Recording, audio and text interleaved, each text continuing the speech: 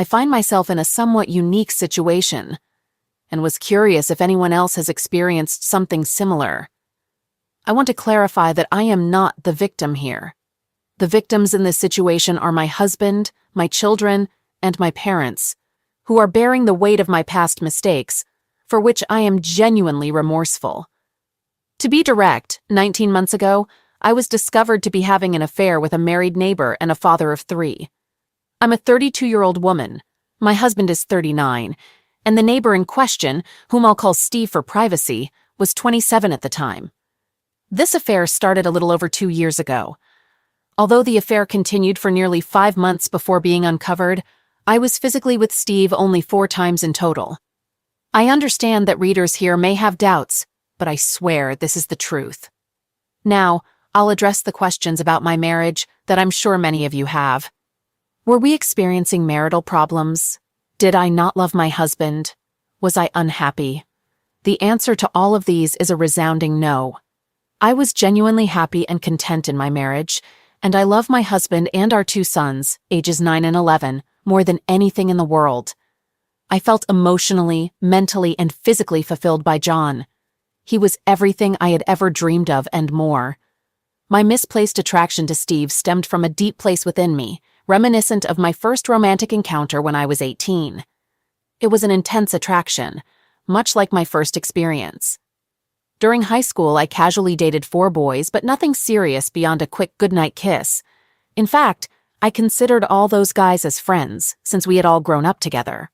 Then, one day, I was invited to a barbecue hosted by my friend's parents. It was there that I met Charles, who happened to be my friend's cousin.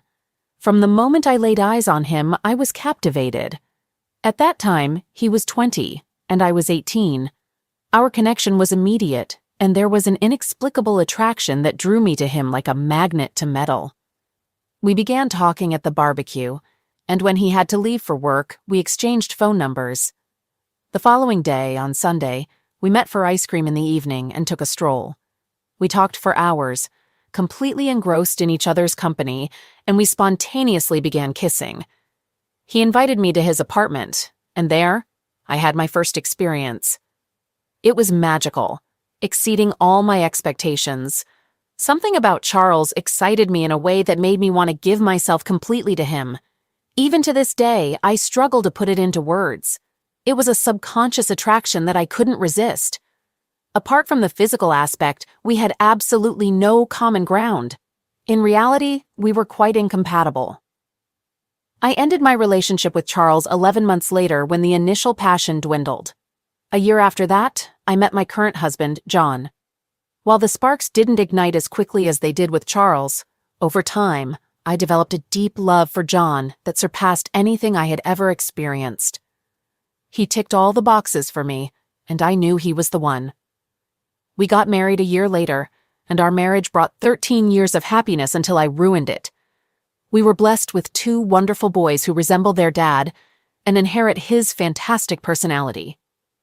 I've shared these details because they relate to why I got involved in an affair with Steve. Steve and his wife, let's call her Erica, moved into our neighborhood. They were the youngest couple in the community and were warmly welcomed by our neighbors. Surprisingly, my husband and I are the second youngest couple, with the rest of our neighbors in their 40s, 50s, and even a few in their 60s. Steve and Erica were invited to a neighborhood picnic, and that's where he and I first locked eyes. It gave me the same vibe I had when I first met Charles at that family barbecue years ago. The next time our eyes met was at the car dealership where Steve worked in finance. We were in the market for a new SUV, so my husband found out at the picnic that Steve worked there, and they naturally started chatting. We visited the dealership the following week to check out cars. Steve made sure we got a good deal, and he secured us excellent financing. During the process, Steve and I exchanged glances, though my husband didn't notice. A few days later, I had to return to the dealership to have mud flaps installed, and it was there that Steve and I had our first inappropriate encounter. When he saw me in the waiting area, he came out to greet me. He asked me to join him in his office, claiming there was additional financing information to discuss. We sat down, had coffee, and chatted, similar to my interactions with Charles. Then he abruptly confessed that he wanted to speak to me privately about his feelings for me. He mentioned feeling a strong connection and said he had noticed my glances. I told him I felt something too. But it was wrong. He acknowledged the wrongness but didn't care. He expressed his desire for me. Fast forward to the following morning, when we had our first intimate encounter at his house after our kids went to school and our spouses left for work.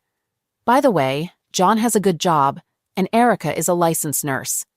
As I mentioned, Steve and I only engaged in closeness 4 times over the course of those 5 months. There was no love or emotional connection between us. I truly loved John, and Steve loved Erica. Our relationship was purely physical, and to be honest, it didn't compare to the physical connection I had with my husband. Not even close. However, the forbidden nature of our affair made it thrilling and enticing, I suppose. Looking back now, I believe my 11-year stint as a stay-at-home mom left me craving the attention I received from this younger, attractive man. I thought I could have this secret adventure for a while and still maintain a loving and fulfilling marriage with John, but that illusion came crashing down one Thursday morning, 19 months ago. That's when Steve and I were discovered in bed at his house by Erica's mother. She walked in on us while we were fully engaged and immediately started screaming obscenities. She first slapped and scratched Steve on the face, leaving a deep gash with her nails. She also struck me squarely on the jaw and forcefully yanked out 2 handfuls of my hair before I could gather my clothes and flee the house. When I returned home, I was in a state of total shock, and the gravity of my actions hit me like a ton of bricks. I knew my fairy tale marriage with John was forever altered and could potentially end because of this. I sat in silence for hours, staring at the walls, contemplating how to break the news to my husband. Eventually, I mustered the courage to call him and left an urgent message, stressing the importance of our conversation. He didn't respond, so I sent a text but still received no reply. At that moment, I suspected that Erica, or possibly even Steve, had already reached out to him. Shortly thereafter, Erica and her mother showed up at our doorstep, banging on the door and the bay window, demanding that I answer. They hurled obscenities and insisted they knew I was inside. I was terrified beyond words and deeply embarrassed. Thankfully, my boys were at school during this ordeal. Eventually, they left, and I collapsed on the couch, weeping. I dozed off briefly and was jolted awake by the sound of a car door in the driveway. I peered outside and spotted my husband. In a panic, I rushed to the bathroom to freshen up and looked at myself in the mirror. Then, I returned to the living room to greet him when he opened the door. However, instead of entering, I saw him through the window as he walked down the street toward Steve and Erica's house. I watched him go and saw that he remained there for nearly 3 hours before returning home. When he returned home, I approached him for a hug, but he pushed me away. I began to apologize, but he made it clear that he didn't accept my apology and insisted that I leave immediately. I collapsed to the floor, crying and begging, expressing my reluctance to go, but he remained firm. He then phoned my mother, informed her about my actions, and asked her to come over and pick me up. My mom arrived and, after apologizing to Steve, persuaded me to return to her house for the night. She helped me pack some clothes and I left, tearfully inquiring about what John would tell the kids. John assured me that he would handle it, and with a heavy heart and a sense of shame, I departed. That night I called John, and to my surprise, he answered. However, his response was brief, and he simply greeted me before falling silent. I identified myself and profusely apologized, vowing never to repeat such a mistake. I also expressed my commitment to spend the rest of my life making amends. John remained silent and eventually asked if I had anything more to say. I replied negatively and asked about his feelings. He responded with, "You know what I'm feeling," and I burst into tears. He then conveyed his desire for me to stay at my parents' house for a couple of weeks before returning home. Reluctantly, I agreed, but inquired about when I could see him and the boys again. He admitted that he didn't want to see me at the moment, but consented to a brief phone call with me every evening at 9 p.m. Our first call ended with me saying, "I love you," and John hanging up without a response. Our subsequent calls followed a similar pattern. I offered apologies and John remained silent until I finished speaking. Then he dropped a bombshell. He wanted a divorce.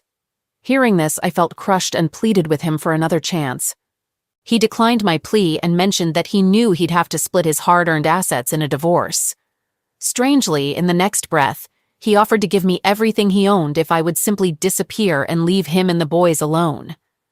I broke down and told him he didn't mean it, but he insisted that he did. Our call ended, and I spent the entire night in tears. That's when I began devising a plan to propose a post-nuptial agreement that would be so favorable to him that he couldn't refuse it. All I wanted was a second chance to prove my love to him, regardless of the cost. In the following week, while John was meeting with his divorce attorney, I too consulted a divorce attorney. However, my purpose wasn't to prepare for divorce. It was to craft a post-nuptial agreement to propose to John before I received the divorce papers. I consulted with 4 different attorneys before finding one who specialized in post-nuptial agreements and was willing to create a one-sided agreement. By one-sided, I mean an agreement where my husband would receive most of the benefits in exchange for staying married to me for a specified duration, giving me a second chance at love. Unfortunately, John's attorney managed to complete the divorce papers in just 11 days, and I was served at my parents' house. 2 days later, I had John served with the proposed post-nuptial agreement. We had a conversation that night after he reviewed the proposal. He seemed somewhat surprised by what I had offered, and for the first time, I sensed the caring person I once knew emerging, not the cold and robotic man he had been for the past 2 weeks. From both a financial and personal perspective, the agreement is highly advantageous for John and offers me an opportunity to prove my worth to him. I won't delve into the specific details of the post-nuptial agreement, but I can confirm that it grants John the majority of our marital assets if we remain married and living together for at least 30 months. Furthermore, if I were to be unfaithful again and we ended up divorcing, I would forfeit any claims to our marital assets, receiving nothing, and waive any entitlement to alimony and child support payments. The agreement also stipulates that I must secure a full-time job within the next 6 months and contribute appropriately to our household expenses. Lastly, my husband is allowed to see other women if he chooses to do so during the remainder of our marriage. I know John would never be unfaithful. It's not in his character. However, I wanted to show him that I love him enough to offer him this option. To my surprise and delight, John accepted the offer with one additional condition. He requested that we add a clause stating that there is no obligation for us to engage in any form of marital intimacy or to sleep together for the rest of our marriage. I was initially saddened and reluctant to agree, but eventually acquiesced, believing that over time I would regain his respect, trust, and love. Things haven't unfolded as I had anticipated, which brings me here. We are now 17.5 months into what I refer to as our second marriage, and our relationship is more like that of housemates raising our boys. Don't get me wrong, I'm grateful every day for the second chance I've been given. However, our current situation doesn't quite fit the definition of a traditional marriage. It feels more like 2 divorced individuals cohabiting. Since my affair, John has completely withdrawn any signs of affection from me, not even a simple kiss or hug. There have been times when I've managed to sneak in a hug or kiss before he pushes me away, but it's clear he's uncomfortable with it, so I don't attempt it often. In addition, he insists on monthly at-home STD testing. Furthermore, since the affair, John refuses to be seen with me in public, even at family gatherings. When it's my turn to attend our boys' games, he shows up but avoids sitting with me. Instead, he mingles with other fathers on the sidelines as if I don't exist. The only occasions we go out together are when we travel or go on vacations, which we do frequently. During our travels, he arranges adjoining rooms with 2 queen beds each. Our boys stay in one room and we stay in the other, sleeping in separate beds. I eagerly anticipate these trips because it's when we are physically closest, and I've almost felt a connection with him during these times. I've mentioned this to John and suggested relocating to a new neighborhood, believing it could help us start fresh. However, John adamantly refuses and insists that he'll only consider moving if he receives a job promotion that requires relocation. Otherwise, he plans to stay in our current home until our boys finish high school. Our sons are also against moving because all their friends live nearby, as do all of John's friends. Speaking of friendships, I lost all my neighborhood friendships after the affair. Steve and Erica divorced 8 months after the revelation, but Erica and her children still reside in their home down the street. The neighborhood women I was once close to have essentially cut ties with me and hold me responsible for breaking up Erica and Steve's family. Consequently, my home has become somewhat isolating. When I'm here, I rarely venture outside and mostly stay indoors or tend to my backyard garden. Meanwhile, my boys continue to enjoy their neighborhood activities, often having friends over, including Erica and Steve's kids. Fortunately, their world hasn't been drastically affected. John follows a similar routine, maintaining close friendships with the neighborhood men. They gather at our house to enjoy cigars and bourbon on the back porch or at one of their homes. John's daily routine usually consists of work, the gym, and returning home. He prepares his own meals and refuses to eat anything I cook, although he did sneak a few cookies I made recently. On weekends, he takes charge of the grill and exclusively eats what he cooks, avoiding my dishes entirely. Having weekday dinners with my boys has become a wonderful bonding experience for us. They prefer to eat shortly after returning from school, so the three of us typically have dinner around 4 p.m. I have everything prepared, and they assist in setting the table, helping with final food preparation, and participating in cleanup after dinner. I truly value this time as it has brought us closer and taught them valuable skills. They even lend a hand in our garden, where we've transformed our backyard with landscaping. To sum it up, some aspects of my life are genuinely positive, while others are undeniably challenging. I suppose this is my way of asking whether you believe it's worth continuing this marriage in its current state, or if I should release John now and provide him the financial benefits as if he had stayed with me. Deep down, I know he's not happy. How could he be? It's evident that he no longer sees me as his wife or lover, only as a co-parent. And we do excel at that role, by the way. I love John deeply, and will carry the heavy burden of what I did to him for the rest of my life. My greatest desire is to return to the loving relationship we once shared, but I doubt he will allow us to reach that point. I'm eager to hear your thoughts on what I should do, and would greatly appreciate any suggestions on how to successfully regain my husband's love and trust after such a blatant betrayal. First update. 7 weeks later, I've returned to provide an update on my situation. Last month, I followed the advice given by several of you and decided to move out of the house temporarily to give our marriage some space. I secured a short-term rental for a nicely furnished apartment nearby, and have been living there since. While I miss being in the same house as my husband and boys, along with my garden, leaving that neighborhood has been a relief. It's filled with so many painful memories and negative vibes, all of which I know are my fault. I'm not trying to excuse what I caused in any way. When I informed John of my decision, he seemed surprised and somewhat saddened, asking many questions. His reaction spoke volumes to me, indicating that he still loves me. I could see it in his eyes. I pick up my boys after school, and they join me for dinner and spend the night a few days a week. John and I are flexible about this arrangement, and the kids are aware they can come and go between our places as they please. The primary challenge I face now is that, since I'm no longer at home, I don't get to see John much at all. I'm not in a situation where I can have direct conversations with him, so I find myself calling him with trivial questions several times a week just to stay connected. Lately, we've had some lengthy discussions about various topics, which is a sign that he still cares about me. I can say with certainty that I love him. That's all for now. Final update. 5 months after the last update. I've taken my time to come back and provide an update because I wanted to ensure I could offer a comprehensive perspective on my situation. What a journey it has been. A real roller coaster. Life certainly has its highs and lows. Let's start with the downside. After 2 years into our second marriage, John decided that it would be best for us to get a divorce. John mentioned that while he still has feelings for me and envisions the possibility of rekindling a romantic relationship in the future, he feels unable to do so while we're still married. I don't completely understand his reasoning, but he explained that it's a psychological matter. He believes that while we're married, he continues to feel disrespected and betrayed. But after the divorce, he thinks he can let go of those emotions. He likened it to dating again, and even promised that we would celebrate our divorce when it's finalized, possibly spending the night together. I know this might sound like an unusual way to divorce without guilt, but if it means I can keep this man in my life as my partner, lover, and friend, I'm willing to consider it. If we do reconnect, John has made it clear that we won't remarry.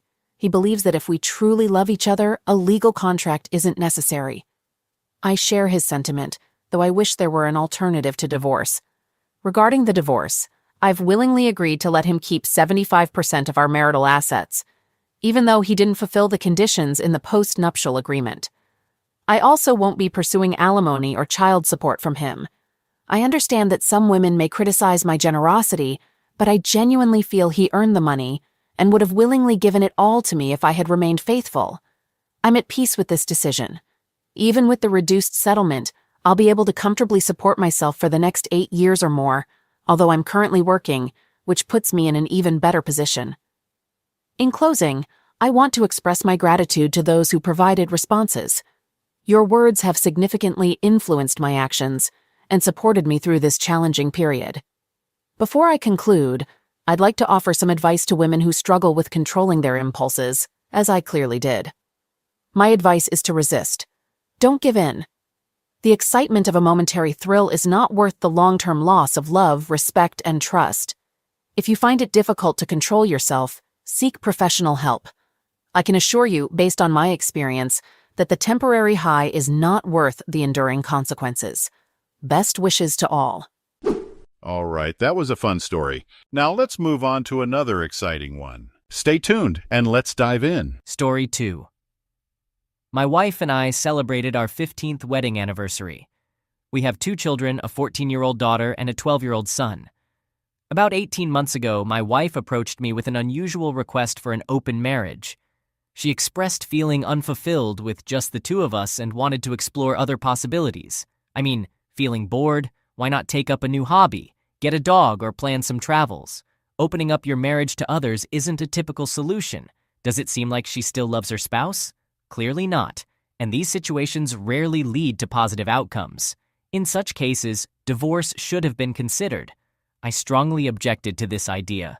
I firmly believe that marriage is a commitment between 2 people, as we vowed when we got married. However, it's worth noting that when we tied the knot, I had been in 5 previous relationships, whereas my wife had only been with me. Seriously, do you honestly believe you're her one and only? Don't deceive yourself. She made it crystal clear that if we didn't open the marriage, she was ready to file for divorce. Well, in that case, so be it. It's not happening. Neither of us wanted that outcome, so I reluctantly agreed, but I established certain conditions. We must keep our partners discreet, and our children and family should remain unaware of them.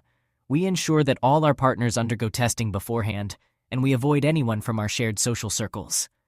I strongly suspected that my wife had someone specific in mind, and my suspicions were confirmed within 24 hours of reaching an agreement.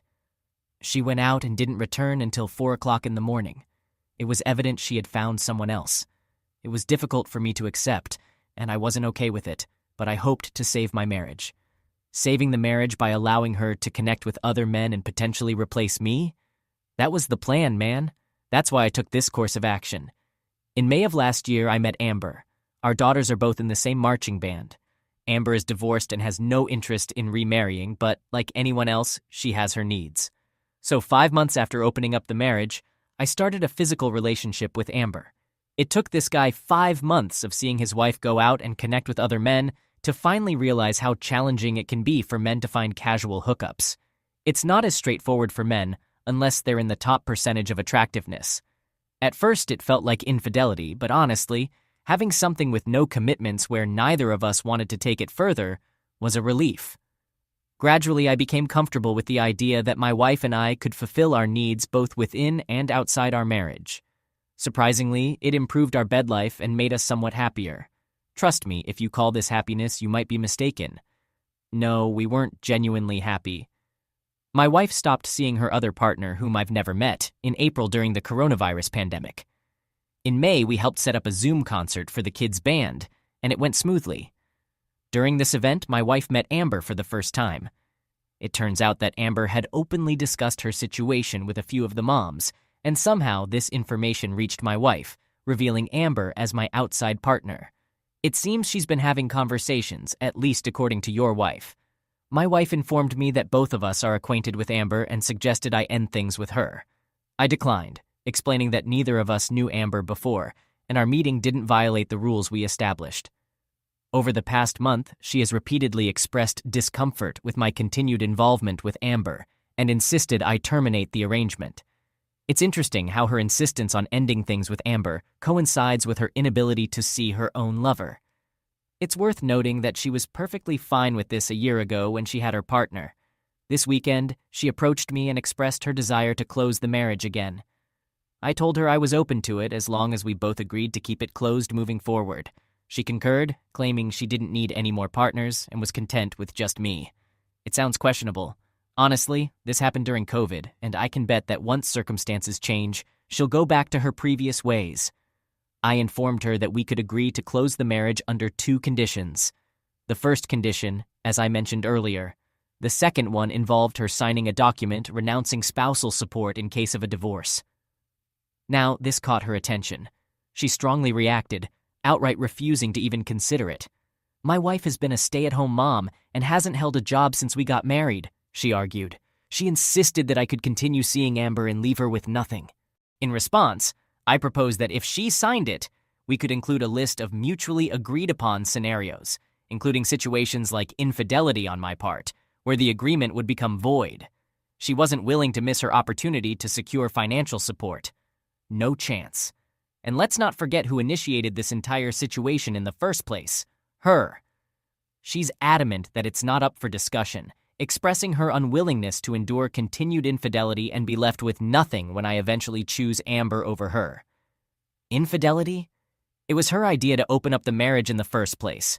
She insisted on it, even threatening divorce if I didn't comply with the plan. Can she really blame me for finding someone better? I pointed out that this whole situation was her idea, and I only went along with it to save our marriage. She argued that if we don't close the marriage, it might as well be over. In response, she accused me of being overly dramatic and urged me to refocus on our relationship. It's remarkable, isn't it? How she twists things around, always casting the guy as the villain, regardless of the circumstances, and her complete lack of accountability. She's the one who created this mess, and I'm willing to bet she'd say something like, "I had to do this because you weren't a good husband. You weren't taking me out, doing this, and this." It's a no-win situation. No wonder guys are avoiding marriage and relationships these days. Update. So following some comments I received this morning, I reached out to Amber and reminded her about our agreement to keep our relationship low-key. I asked if she had shared any details about us with others. She denied spilling the beans, and I didn't sense any dishonesty there.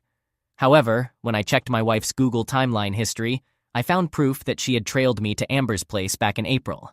She intentionally followed me and introduced herself to Amber, likely aiming to stir up trouble. Initially, I thought she genuinely wanted to connect with other band parents, but it seems her real motive was to create chaos. Now I'm unsure about my next steps. In other words, she tracked down Amber, introduced herself, and now she can claim she knows her, saying we agreed not to get involved with people we know, which is causing problems, as he mentions. Update. Initially, my wife proposed an open marriage, which I was against, but eventually agreed to. Within just 24 hours, she found a partner, although they broke up a few months later. She tracked my activities, introduced herself to my partner, and tried to pressure me into ending the relationship. When that tactic didn't work, she demanded we close the marriage once more. I laid out some conditions, which she wasn't willing to accept. Now, let's delve into the past month, which has been quite challenging. During this time, I confronted my wife about her stalking behavior. Initially, she denied it, but I presented evidence from her location history. Her initial reaction is typically to deny things. She has a tendency to be untruthful. She attempted to deflect blame, accusing me of invading her privacy, but I didn't buy into that. It's interesting how she tries to twist things and make it seem like it's the guy's fault. How about the fact that she didn't respect his privacy, or the vows they made 15 years ago? Eventually, she admitted that she didn't like the fact that I had someone on the side while she didn't, and she found it uncomfortable that a mom from the school was involved. That's the real issue here. She couldn't have her guy, so she didn't want this guy to have someone either. We reached an agreement. I would end my relationship with Amber, and in return, she would agree to counseling, permanently close the marriage, and start looking for a job to contribute to our household expenses. That was the line she crossed, and I couldn't accept it. I discussed the idea of her getting a job, and she replied that she's a stay-at-home mom. I explained that it's something we can revisit once the COVID situation improves. When things return to normal, it's not feasible for her to continue as a stay-at-home mom, especially with two teenagers, aged 15 and 14, who don't require that level of attention. We attended a few therapy sessions, and at first, things appeared to be progressing positively. During these sessions, the therapist probed my wife about her reasons for following me, and she also sought my perspective. The therapist delved into why she felt the need to seek relationships outside of our marriage and why she had the address. Essentially, she was addressing the very concerns that had been troubling me. However, the situation took a turn for the worse, similar to how our marriage had been deteriorating over the past year and a half. Eventually, my wife admitted that her outside partner was someone from her past, a high school boyfriend. There it was, confirmation that she had rekindled a connection with her ex, someone I suspected she might have had a history with even back in high school. They had broken up before anything had happened between them, but then they had reconnected.